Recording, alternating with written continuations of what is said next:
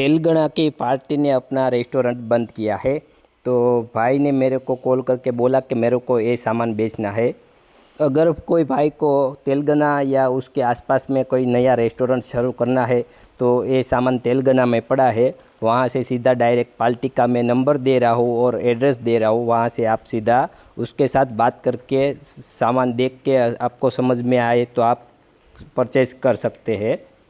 ये वीडियो डालने का यही कारण है कि जिसका भैया का सामान है उसका बिक जाए और जिसको ज़रूरत है उसको वहीं से वही सामान अच्छे किफ़ायती रेट में मिल जाए। अगर आपको सामान लेना है तो आप कॉल करके उसके साथ बात करके देख के ले सकते हैं। ये सामान के साथ हमारा या पटेल ट्रेडर्स का कोई लेना देना नहीं है। आप आपके हिसाब से चेक करके ले सकते हैं। वीडियो देखने के लिए धन्यवाद।